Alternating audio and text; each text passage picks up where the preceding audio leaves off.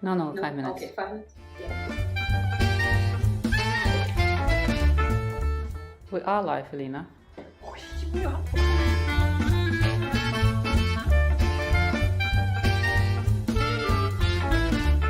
and gentlemen, may I have your attention, please? Please remain seated with your seatbelt securely fastened anytime the seatbelt light is on.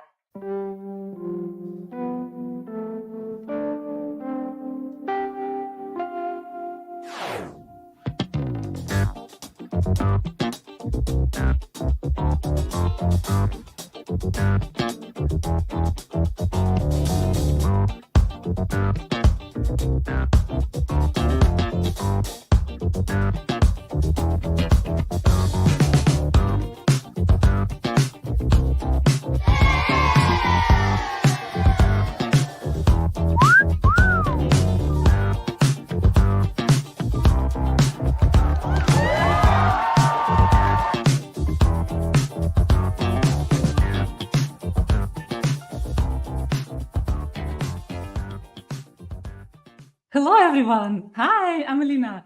So excited to see everyone. Well, I don't see you, but I feel you are there. A huge, tremendous, enormous welcome to the Freelance Business Month.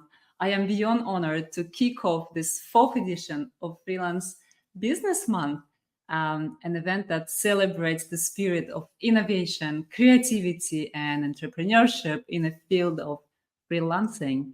This event became home for many professionals in our industry, from freelancers and solopreneurs to researchers, public institutions, freelance communities, companies, and individuals that involved in supporting freelancers, from trainers to coaches to companies that are providing and offering services and tools to freelancers. Anyone who is in the freelance economy is welcome to the Freelance Business Month. It's a pleasure to connect with so many talented individuals gathered online for entire month to explore the limitless opportunities that the freelance business world has to offer. This opening session is dedicated to the future of freelance. We have several industry thought leaders sharing with us what they think or how they think future would look like, and plus we will have a secret guest at the end of the session, so stay tuned. Freelancing has come a long way. What once was unconventional career choice now became a thriving and dynamic industry, all thanks to the dedication, skills, and vision of professionals like you. Today, we celebrate your journey, your contribution, and the incredible impact you've made on a global business landscape. This month-long event is not just a series of workshops and sessions, it's a celebration of freelance spirit. It's a tribute to thousands of individuals who have chosen the less traveled path, dared to dream big, and worked independently, shaping the freelance economy into what it is today. During Freelance Business Month, we have curated a fantastic lineup of sessions and speakers who will share their experiences, insights, and expertise. You'll have the opportunity to learn from the best in the field, gain invaluable knowledge, and connect with fellow freelancers and business leaders who are sharing your passion. As we navigate a dynamic landscape of freelancing, it's crucial to recognize that each one of you plays a pivotal role in driving innovation, instigating change, and shaping the future of work. Your adaptability, entrepreneurial spirit, and unwavering commitment to excellence are the driving forces behind this thriving industry. We also understand that freelancers are often face challenges and uncertainties. Freelance Business Month is not only about celebrating success, it's about addressing these challenges as well. We aim to facilitate discussions and roundtables with industry leaders who are actively shaping the freelance economy with the goal of amplifying the voice of freelancers in their work. Throughout this month, I strongly encourage you to embrace the spirit of collaboration. Connect with your peers, get to know each other, try to figure out how you can fit each other in the business that you're running. Together, we can foster a supportive and vibrant freelance community that empowers each member to realize their full potential. I extend my heartfelt gratitude to each and every one of you for being part of this event. Your participation in the Freelance Business Month is a testament to your dedication to personal and professional growth. I urge you to seize every opportunity this event provides, and may this month inspire you to reach new heights in your freelance journey. As my favorite coach, Jay Alderton, wisely says, knowing and not doing is the same as not knowing. So don't merely spend your time listening to speakers or attending sessions. Apply the knowledge that you have gained. Test the strategies. Test the tips that you have heard in order to move your business to the next level. On that note, the most active participant of the Freelance Business Month will receive freelance Oscars that we will celebrate at the end of the month. We will measure your session participation and connections that you've made on the event platform. And the winner will receive 2 fantastic books and my favorites. The Human Cloud by Matt Mottola, who is speaking later today and tomorrow as well. Don't miss his session. And The Freelance Way by Robert Vlach, who is one of the best, probably the best business consultant that I know. This is the Bible for any questions related to freelance business, from finances to negotiations and many more. So 2 hugely impressive books, cost lots of money, so be active. I'd like to extend my thanks to all the speakers who generously dedicated their time to join us this month. Them sharing their expertise is absolutely incredible. You will be able to learn new things every single day. A special shout out goes to our event partners and sponsors who recognize the value in investing in the education for freelancers and supporting the freelance business community. Our celebration continues tonight at the online networking event, which happens at 6 p.m. Central European Time or noon Eastern Standard Time. Come join us for a networking drink. We'll talk about business and things that we're doing currently and how the year has been. I would be glad to see as many of you there. Now, let me take a few moments and explain the program of this year. Those who are familiar with Freelance Business Month knows that each month contains several programs, and this year they are as follows. Our first week will be dedicated to freelance as the future of work. We'll showcase how organizations are harnessing the power of freelancers and scaling their businesses with their help. Thought leaders will join us to explore what makes a freelance platform successful and beneficial for freelancers. We'll also discuss the essential skills needed for future success and address the critical aspects of well-being in the evolving world of work. Moving to the second week, we'll focus on starting a freelance business. Across 11 sessions, we'll cover everything from fundamentals of your freelance business core, leveraging freelance communities to your benefit, fighting imposter syndrome and turning it into superpowers, crafting efficient marketing strategies, mastering the art of sales, creating winning LinkedIn profiles, enhancing your discoverability on Google, navigating challenging conversation with finesse, and many more. Exciting topics. Check out the program of the second week as well. Now, moving to the third week marks our celebration of European Freelance Week. Our objective is to shine a spotlight on the immense value freelancers bring to the global economy and society. With that week, we aim to foster the exchange of ideas, experiences, and skills to drive political and structural change. All this aligning with the principle of European Freelancer Week Manifesto. If you are not familiar with the manifesto, I invite you to watch this short video, which outlines 6 areas and principles where we would like to see improvements for freelancers.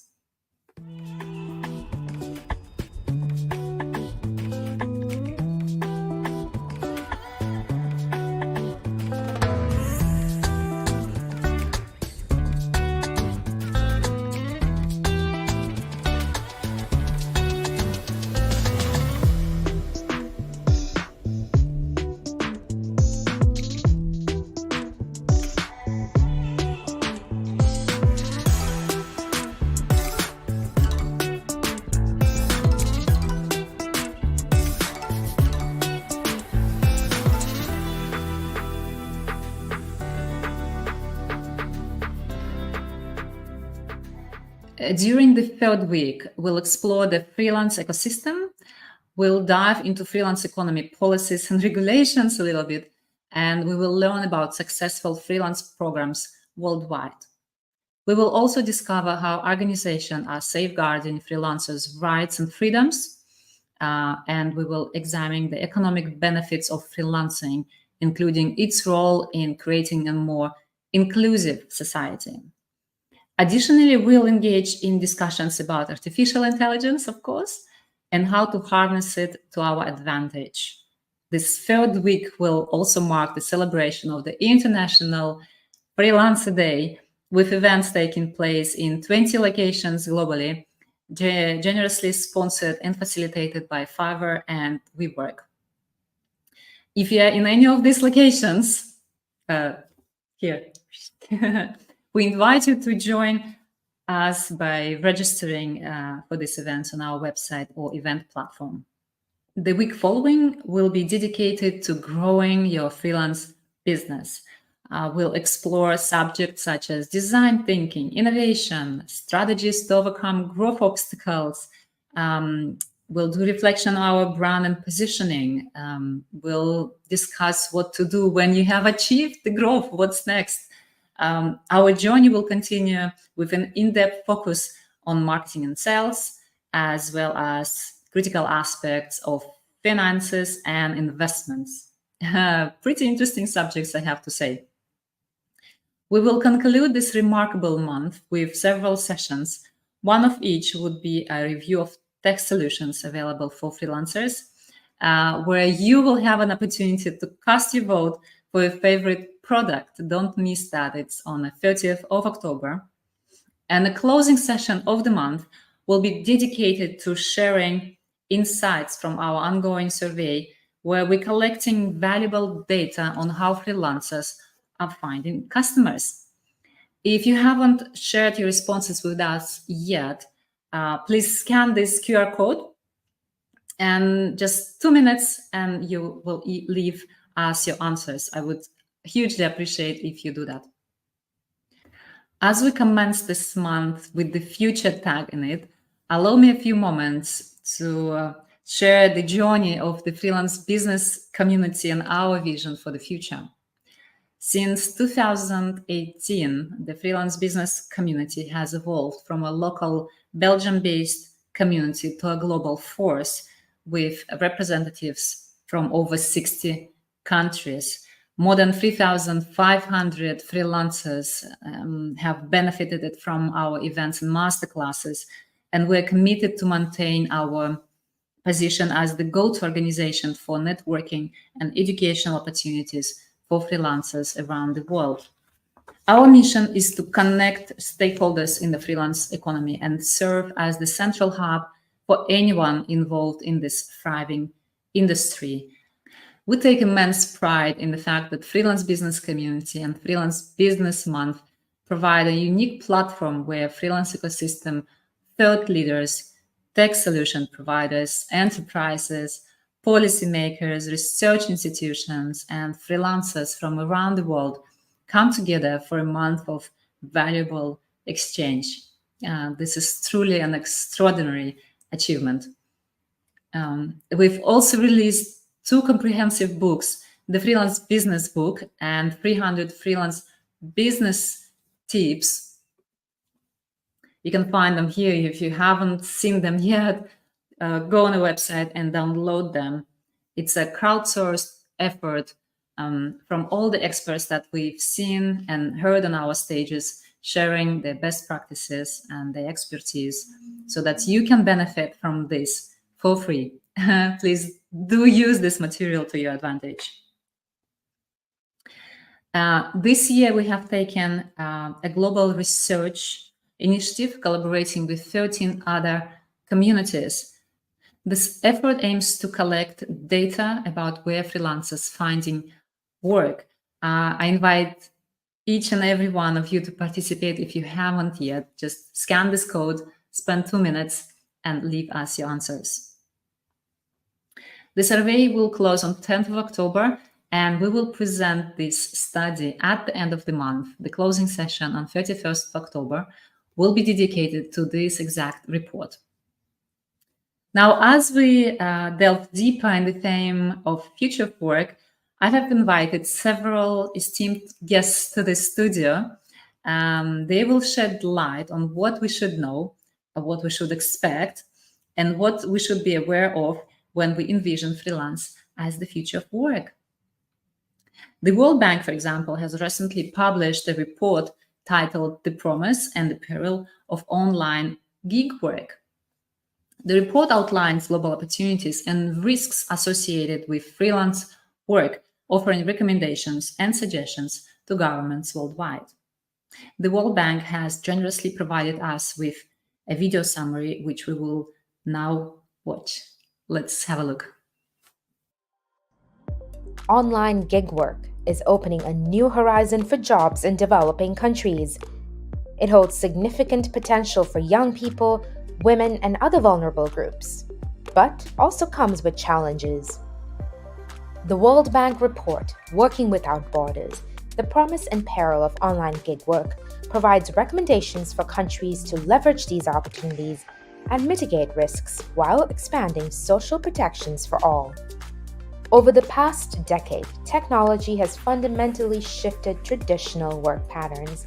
It has brought economic opportunity and jobs to millions of people simply with access to broadband and a digital device. Online gig work is work that is performed and delivered online, independent of location. These jobs now account for as much as 12% of the global labor force, a number higher than earlier estimates. While developed countries dominate the demand for gig workers, demand from developing countries is rising at a much faster rate. For example, in sub-Saharan Africa, job postings on the largest digital platform grew by 130%, while the growth rate in North America was just 14%. A flexible workforce benefits businesses, especially small firms and startups, to remain competitive and agile in a dynamic market. This helps firms grow and create more jobs. Unsurprisingly, 3/4 of online platforms are in fact regional or local, and not global. The online gig economy can play an important role in countries that are struggling with high levels of youth unemployment or underemployment. Young people are attracted to gig work to earn income, learn new skills, or have the flexibility to combine gig work with school or another job. And because online gig work provides flexibility in time and location, it can support increased participation for women, young people, and others in the labor market. In fact, in most regions, women are participating in the online gig economy to a greater extent than they are participating in the general labor market. Online gig work can also help extend work opportunities in smaller towns and villages beyond large capital cities. In fact, 6 in 10 online gig workers live in smaller cities. But gig work is not without risks. In low-income countries, most people work outside the purview of labor regulations without access to social insurance and benefits. And for many gig workers, especially young people, there is often an unclear career pathway. A considerable wage gap also still exists. For example, on a major gig platform in Latin America, a female online gig worker's wage is only 68% that of her male counterparts. Governments and the private sector both have important roles to play in harnessing this potential while also addressing the risks. Digital platforms can help increase the visibility of informal workers. This can also support government efforts to expand social protection coverage for all. Some private companies are developing solutions to facilitate tax planning, savings, and financial access for gig workers. To support equitable, affordable broadband access, especially for disadvantaged groups like youth, women, and people in rural and hard-to-reach areas, countries can also prioritize investments to improve access to digital infrastructure, devices, and payment options. Countries can enhance social protection coverage of gig workers, partner with platforms, and experiment with new social insurance models and more modern, digitally enabled forms of collective bargaining. And governments can invest in strengthening their own capacity to collect data and monitor labor market trends in real time.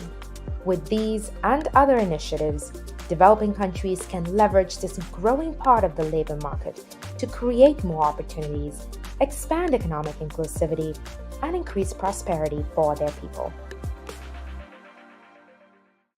I hope that recommendations from the World Bank will be heard, and that the conditions of digital freelance work will become favorable for all. Additionally, I would like to see institutions like World Bank and many others inviting freelancers representatives for consultation when providing recommendation. According to our ongoing research that I've mentioned previously, freelancers do not typically call themselves gig worker. They call themselves freelancers. With increasing prominence of freelancing and a great acceptance of remote and flexible work, a question persists. Where does freelancing fit within a broader staffing industry? Is freelancing perceived as a risk to a traditional organization that plays talent, or is it viewed as an opportunity? Today, I've honored to have Menno Bart, head of policy advocacy at Adecco Group, the largest staffing company in the world, to join us to shed light on this matter. Menno, thank you for joining us. Could you please clarify the role of freelancers in the staffing industry? The role of freelancing in the current labor market is incredibly important. We face twin transitions, as is often called. So that's when we speak about both the digital transition, but also the green transition. So massive changes in the global economy that impact global supply chains, labor market demand, skills demand, you name it, but also the business model of many companies in the world. And that means that many companies need to become much more agile in how they organize their workforce. We've seen the same coming out of the COVID pandemic, where, again, we had a big need for more agility in the labor force. So at the Adecco Group, we always advocate that we need diverse forms of work to fit the needs both of companies as well as workers. And that's, of course, crucial, that companies have a need for access to talent in whichever way possible. But we also see that workers become increasingly vocal about how they want to work. Maybe they don't want to have that long job for life for one employer, but actually they want to work for multiple clients. They want to work remotely. They want to have the flexibility and the freedom to choose how they work. And so in that sense, freelancing is a way to fit those needs and to really help both companies and workers be more competitive in today's labor markets. I do want to stress that it's important that freelancing needs to happen in a compliant and responsible way, because freelancing can, if not done right, also serve as a way to undercut labor standards and to undercut social protection for workers. And so the role that freelancing has should not be undercut, for example, by engaging in bogus self-employment or in vulnerable self-employment. We know that there are groups of people who are not really able to live off their self-employment, their freelancing gig, who do not have a lot of freedom to set their own rates. And when that's the case, then they don't even have access to the rights that regular employment would bring. And so it's important that we make sure that freelancing is used in the way that it should, and that workers have the ability to set fair rates.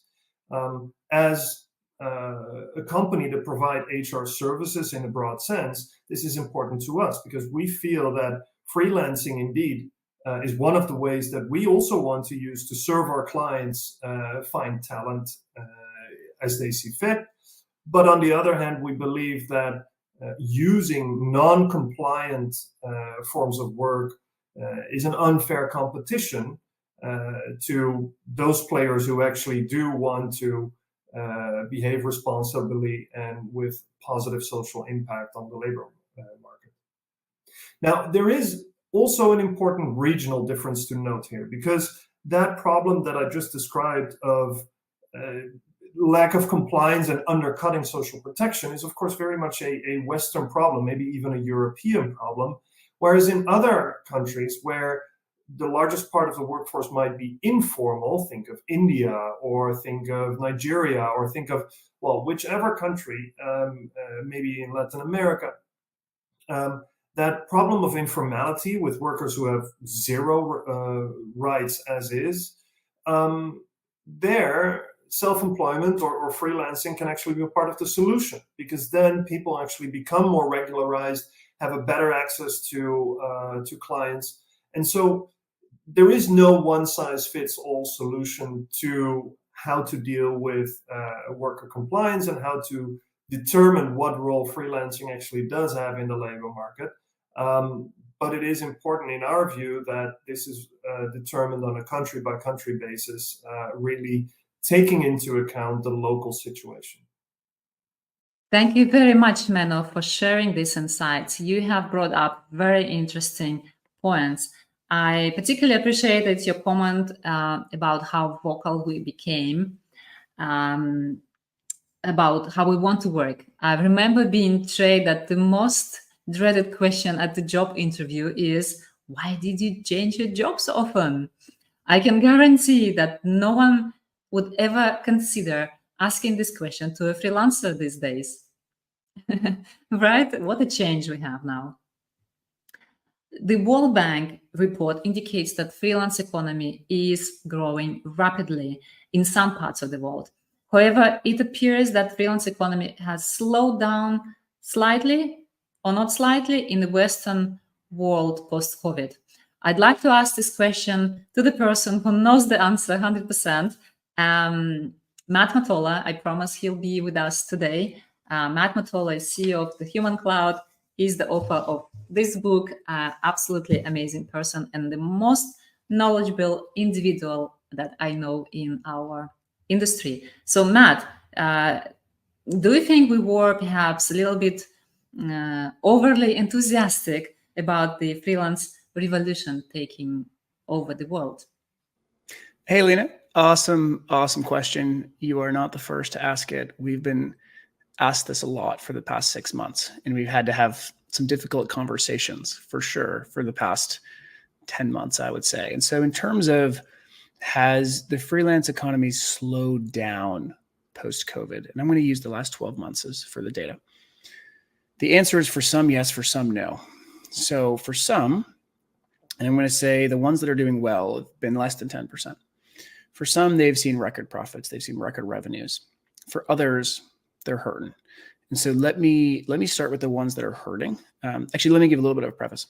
So we started the year and we heard from a leader, we're down $300 million this quarter, right? So I'm sure you all can relate. You've had conversations like that. Now, another thing that we've heard is companies that had more of the venture capital growth tilt, they're hurting badly. And so companies that had raised in the past 2 years and were using the typical VC playbook or the typical VC roadmap, yeah, they've not been doing well. And you're seeing a lot of companies that actually have been sold in the past 6 to 12 months. And the sell was at times more of an acqui-hire. But so that's there. That is the reality. Others, though, we've been seeing doing really, really well. The ones that we've seen doing well are the ones that understand the enterprise, the ones that have really deep relationships, and the ones that have a very, very, very strong user experience. Now, the user experience does not mean they had good tech, right? It's kind of a secret in our industry that very little people actually use the tech. It gets used internally, but seldom is the tech the driver for actual material change and spend in accounts. So the ones that we've seen do well, they have a very strong relationship with the client. The relationship looks like a program level relationship. They're not just filling recs. They're solving strategic challenges, strategic problems, and they're involved in the planning stages, not just getting recs thrown over the fence. And the reason that they're sitting in this type of position is usually because they have a layer of trust with the client being someone that's a director level and above, that has, more than just this rec, but usually recs at volume, as well as influence across the company. And they are providing their services in a way that does match the agency, and in a way that does, you'll see in this presentation, in a way that gives niche expertise with a support layer so that freelancers can be hired at scale. So at a super high level, has it slowed down? It's tough to say. We'll see, to be honest. We'll probably know in January when we see reports on what 2023 revenue looks like. The buzz has not slowed down. So you'll see in the presentation, there's numbers of 90%, 85%, leaders still investing and prioritizing in the freelance economy. I will say what I think was a speed bump is that there was a lot of noise with, I don't think we were structurally ready for a lot of the demand that came. So, not to put a damper on the beginning of the presentation, but the reality is, yes, it for some has slowed down, for most has slowed down, but for some they've been doing better than ever. Oh, this is very interesting perspective, Matt. Thanks a lot. A following question to that: should freelancers be concerned about these ups and downs? So, should freelancers be concerned about this up and down? Similar question. Some should, some shouldn't. The freelancers that should be worried about this are the freelancers that are relying on transactional, gig-based type engagements. And so if you're pumping out 5 articles a week and you don't have a strong relationship with your client, I would be worried. Likewise, if you're chasing gig after gig after gig, I would be worried. Now, the ones that have a deep relationship with their clients, you're going to be just like the marketplaces, you're going to be doing better than ever. One thing I will say is that strategy versus execution, generally in times like this, the person that can have strategy and execution is favored. And so if you're there just to write articles, just to do designs, then it'll be tough as budgets freeze. But if you really, really understand the challenges of your clients at a higher strategic level, then you should be okay. I will sort of give my own personal feeling on this, and data does back this. I think the data is 55% of freelancers. I think it's like 57% would never change for a full-time job, but 55 feels safer. I will say personally, I feel much safer when freelancing, working on my own. And I know in the past 2 years, a lot of people have felt that, especially here in the US with the layoffs that we've had. So overall, just like marketplaces, it's all about having a deep, strong relationship with your client and having a relationship at a strategic level. Ooh, this is brilliant. Matt, thanks a lot for bringing this up. And this is absolutely fantastic point to think as a business, to act as a business, to become a partner to your client, to understand how you impact your client business, be a strategic partner and not just gig worker executing a single task, right? Fantastic. Don't miss Matt's presentation. I already mentioned it's happening tomorrow at 3 p.m. Central European Time and 9 a.m. New York time, whatever the time zone it is. Right. I actually also asked Maari, CEO of Uncompany, exactly the same question. I asked her how she sees the future of freelancers. Let's have a look.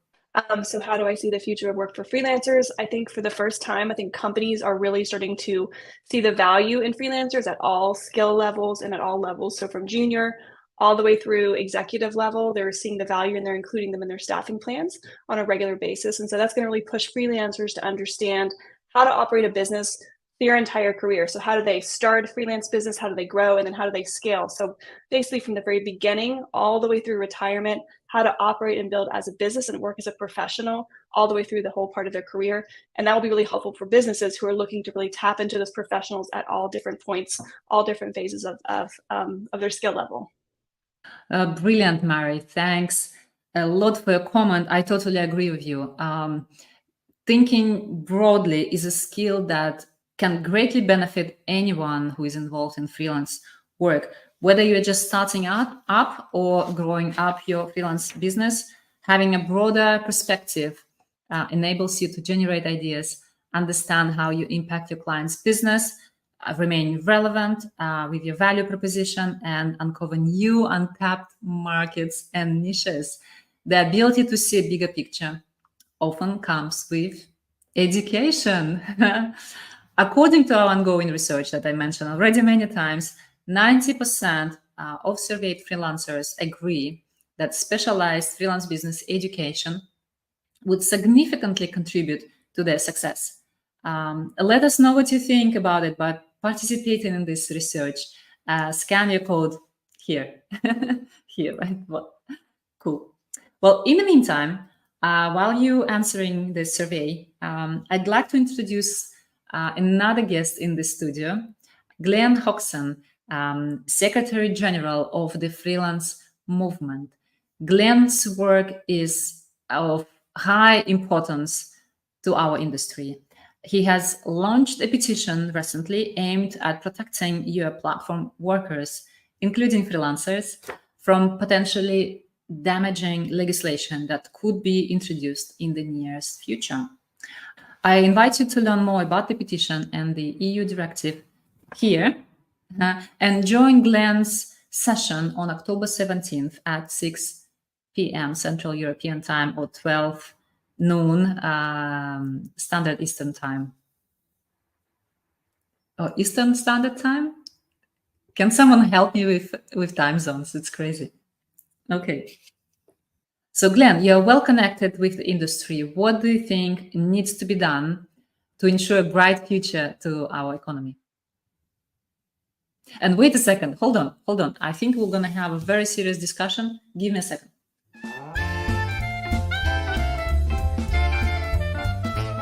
Okay, you can go on now.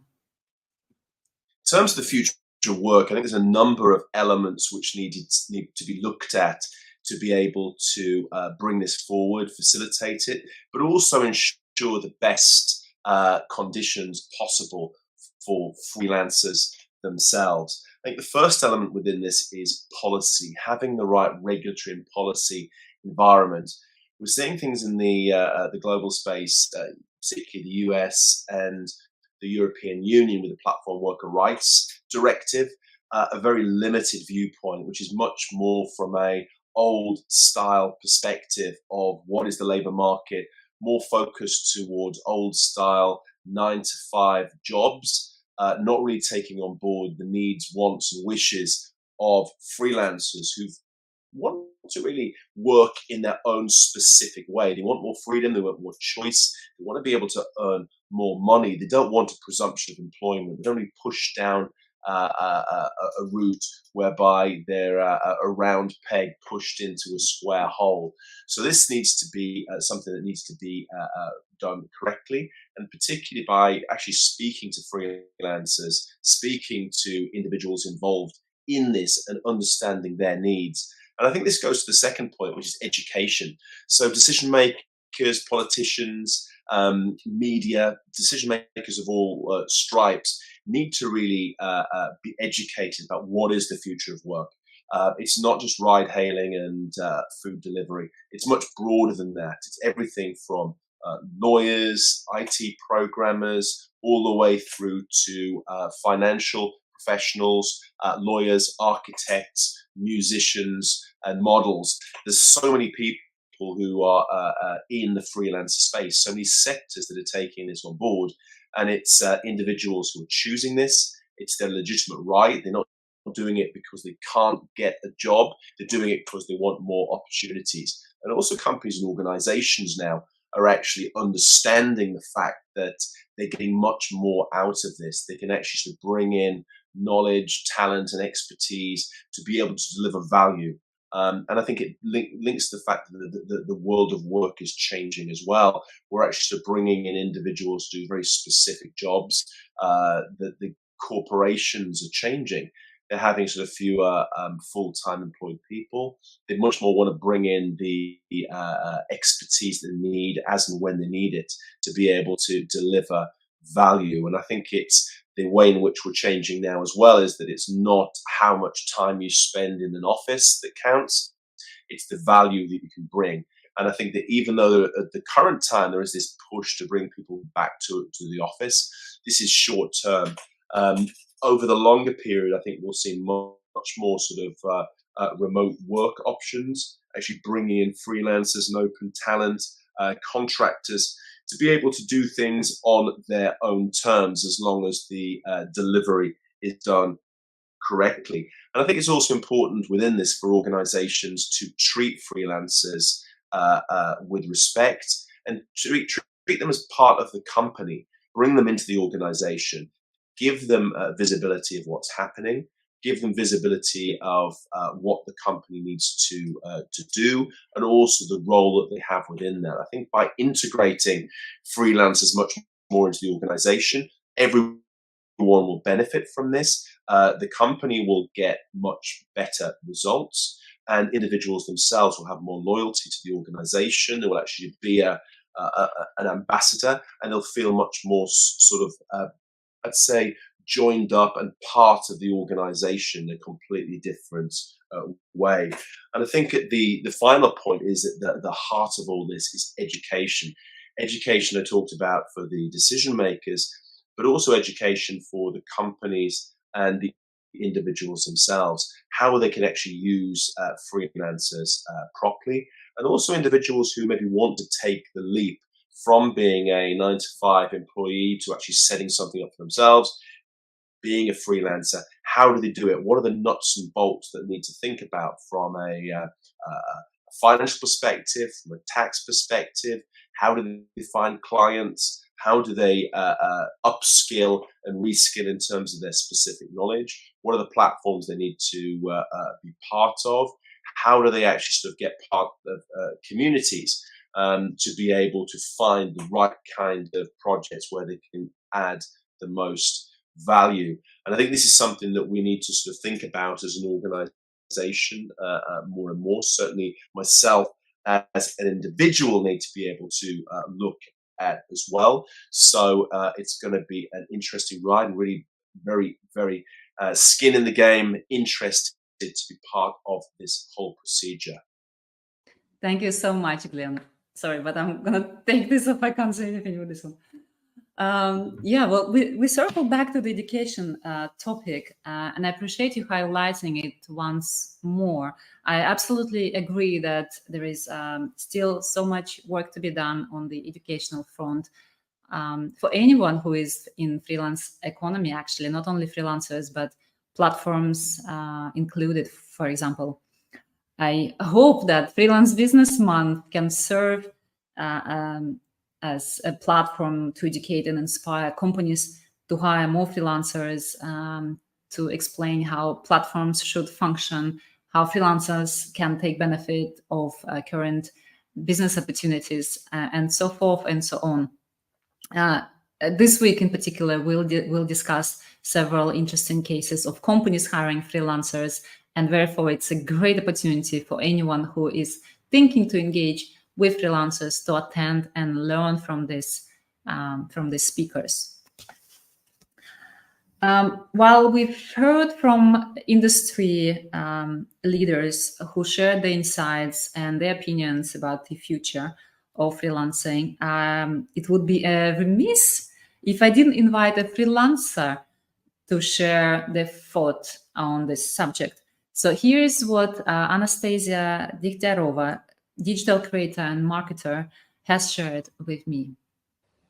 For the future of freelancing, I believe it is important to consider the fact that with all the new digital nomad visas and general remote work being much more accepted in the world, we will see the growth of location-independent freelancers and immigrant freelancers. And it's very important for us to remember, as I am also one of those location-independent and immigrant freelancers, that our mental health is as important as our skills and our expertise. So we should be working on two fronts, in my opinion. First, in these new places where we will locate ourselves now, we need to integrate properly. We need to find people that will support us, people that we will exchange our ideas with, someone we can grow with. And also, as we are entering more global markets, and maybe the locations that we are going to be now living in are more competitive, or they are more advanced in certain industries and in certain types of work, we need to also keep that in mind. So we will need to work on our soft skills, on our presentation skills, on the communication skills, the way we are talking to the clients, also how we're positioning ourselves on the market, our pricing. There are so many ways where we will need to really step up and level up our whole freelance business. And for the companies that will be working with such freelancers, it is important to remember that we are foreigners, that we are probably migrants, and that we are also remote. I have been seeing with the companies I've been working with that there is still a bit of a gap between how the local and how the face-to-face workers are being treated and perceived, and how they are just generally are represented in the company, and also how the freelancers and remote workers need to be more included and supported as well. Thank you so much, Anne. You've mentioned a very important problem of freelancer integration, whether it's in a country, whether it's in a company that is hiring freelancer in a team, the onboarding and inclusion of the freelancer in the circle where he or she is currently located is very important. And I hope with the Freelance Business Month, we can set a good example and feature cases of successful collaboration between companies, governments, and freelancers all together. As my opening speech comes to the end, I would like to fulfill my promise to introduce a special guest who has some important words to share with all of you. Please welcome Jessie. Jessie is freelancer of the future. Hi, my name is Jessie, and I am a freelancer of the future. Dear freelancers of today, as a freelancer of the future, I bring a glimpse of what lies ahead on this exciting journey. Sharpen your skills, embrace education, adapt to evolving tech, and seek opportunities globally. I am here to help. A very short message, but full of wisdom. Thank you, Jessie. We're looking forward to embracing the artificial intelligence in our work in any possible way. I'm pretty sure you're there to help us. Thank you, everyone, for joining me today. I hope you enjoyed every minute of this session. And I hope you liked the guest that I brought for you today to share a little bit more of what we're planning for the entire month. Freelance Business Month has a special place in my heart. It's never easy, but always so rewarding. I love it for so many opportunities that it brings to me, to you, to everyone. I love it for connections. I love it for the inspiration, for stories and discussions that we'll be having. I am looking forward to hearing all the speakers who have prepared amazing content for all of you. So let me say cheers to the month, and I see you online.